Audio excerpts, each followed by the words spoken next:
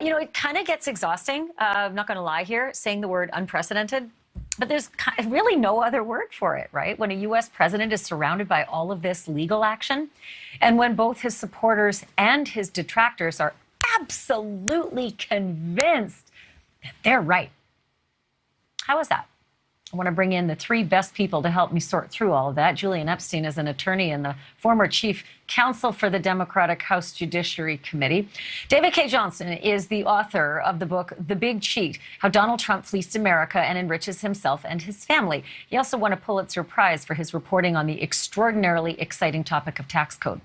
And Douglas Brinkley is a professor of history at Rice University and probably knows every word of every book that's behind him, and he certainly knows these words. He wrote the book called The Nixon Tapes. Welcome to all three of you. Julian, I'm going to begin with you. I know that the Democrats got very, very excited when they heard that, you know, the former president only pleaded the fifth today, probably to hundreds and hundreds of questions. But if I were his lawyer, I would have told him to plead the fifth even to his name. We shouldn't read a lot into that. Why is that?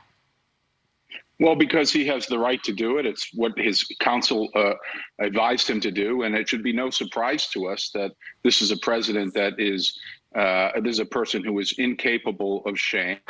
And it should be no surprise to us that this is an individual who likely, or you could certainly imagine, cheating the government of taxes by underinflating assets and trying to cheat investors by overinflating assets. So there shouldn't be any surprise there. But I do think a running theme here is that the Democrats and the left have to be very careful not to sort of overstep here.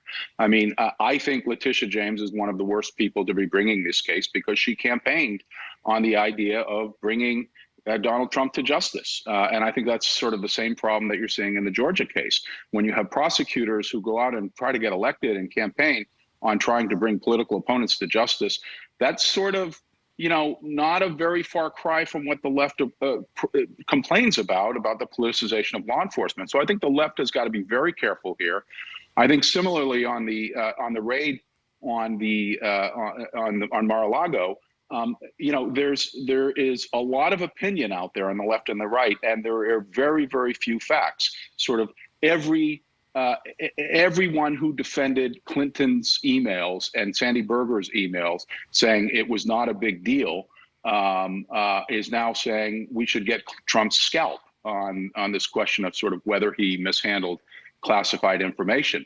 Similarly, everyone who the reverse is true as well. Everyone who was calling for Clinton to be locked up and for Sandy Berger to be prosecuted, those cases being Democrats, are in this case saying this is an overdue library card. There is a lot of exaggerated rhetoric on both sides. And I think, you know, particularly folks on the left who I think are sincere in wanting a functioning judiciary and functioning sort of, you know, law enforcement system have to be careful not to overstep here and to get more facts before we sort of jump to conclusions. You mean there's loud fringes in American politics and it's not good for the democracy? That's what I think I'm hearing, and I agree. I mean, it's why this network was launched, by the way, because of that. It's on the left and on the right. And yeah, both. You know, exactly. I think you know, Doug and David are far greater, you know, and more astute observers of history than am I. But you know, this might be a case and that the left has got to watch out about the dog that caught the car.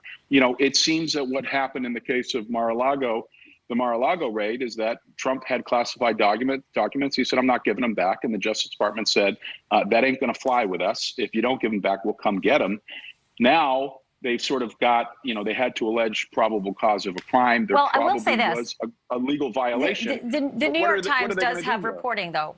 I will say the New York Times has reporting that the warrant was obtained by the DOJ's National Security Division. So it's not just about having some historical napkins and dinner party lists. You know, it could be something more serious than that. And it's likely to be classified information. The problem that the prosecutors have is that these cases aren't prosecuted regularly. So are you going to bring the first prosecution against an ex-president for the mishandling of classified information when Sandy Berger really Right. wasn't prosecuted. Which is a fair Hillary point. Clinton wasn't. So let me there's- get David and Douglas in here. I want to get them in, and I want to go back to what we were doing today as well, because we could bounce around to all of these cases. There's so many to talk about. But David, you're the expert on taxes and finance reporting, and from the way I understand it, it's not as though this hasn't happened to a lot of people before you. You know, you might have people in your organization misstating the value of your real estate, inflating it for the benefit of loans and then deflating it for the benefit of taxes. And if it happens one or two times, it's civil. But if it happens a whole lot of times, it's criminal. So what is the exposure based on what's being alleged, both in the civil and in the criminal that's on hold, for Donald J. Trump? Well, first, let's be clear that the criminal case by the Manhattan DA is dead. He sent evidence back to people. There's no sign at all that he's going to pursue that case. Letitia James, the New York State Attorney General, is pursuing a civil case. And there's evidence already in the public record that Donald, on occasion, overstated the value of some assets by as much as 10 and 20-fold, and at the same time claimed ridiculously low values when it came to property taxes and some other matters.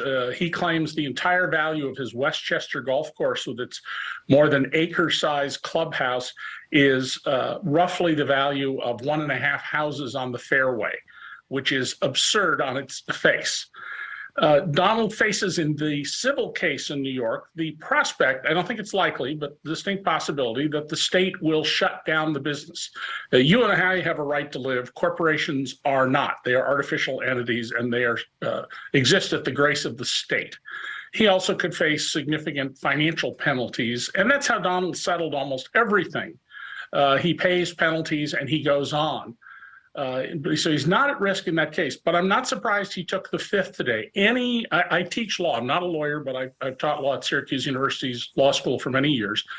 And any half-decent lawyer would tell Donald, who has a long history of being found to have misstated facts, to not be credible under oath, and to run when he gets an interrogator and knows how to get under his skin, to not testify. There's no legal loss to him by doing this, except that if in the future, a jury might be instructed to draw an adverse inference from his taking the fifth.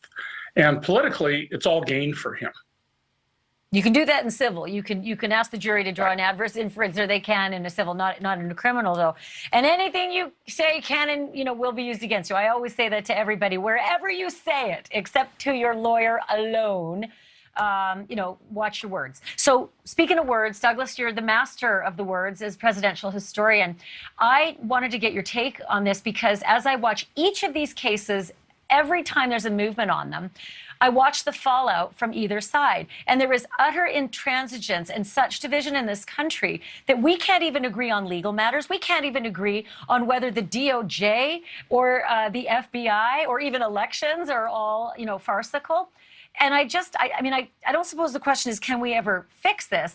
I think the question is, am I being histrionic, or is this really the state of affairs right now? We're living in very dangerous times, and people are overwhelmed by things. I mean, just look at the list of problems Donald Trump has, legal jeopardy that you put on at the beginning of the segment. It's a lot. I mean, everybody's going to have to juggle each one of these. But there's something very visceral about the FBI raid. I think it's something any American would understand they don't want to happen to them. But in some ways, as a historian, we try to put the politics to the side for a moment and say, what was the Justice Department to do? What was the FBI to do? Donald Trump believes, like Nixon said he did, that if you're president, you're above the law. Now you're seeing Donald Trump saying, if you're ex-president, you're above the law.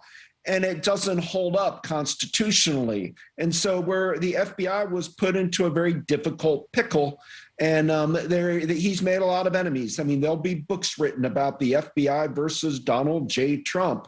And they went for it. And there are going to be political consequences for the Democrats because of that. But on the other hand, there's a chipping away at Donald Trump's integrity with who's ever left in the center of this neo-civil war. But let's make no mistake about it. This was a very strange aberration to have the FBI go into Mar-a-Lago. And I feel that they must have good reason for why they did that. but law moves slowly, and we're not going to understand exactly why they felt they had to go in when they did for some time later. The question is, will it be before the November election or after it, where we get a little bit of a clearer picture? Yeah. Right. And as a Ashleigh, fallout from this, I just want to say, as a fallout from this utter division, even the name of the magistrate that was finally sort of, determined, who the signatory on the warrant, he's had death threats. They've had to wipe his profile from the U.S. Attorney's website in the Southern District. Like, that's how bad it is when even a judge who signs off on a search warrant has that happen. I have more questions for all of you, but I am flat out of time. So will all three of you please come back, because you're just about the best in the business? No, I'm going to go there. You are the best in the business. Thank you all. Julian Epstein, David Cay Johnston, and Douglas Brinkley. Thanks. Thank you for watching. Go to newsnationnow.com to find NewsNation on your television provider. And don't forget to click the red subscribe button below to get more of NewsNation's fact-driven, unbiased coverage.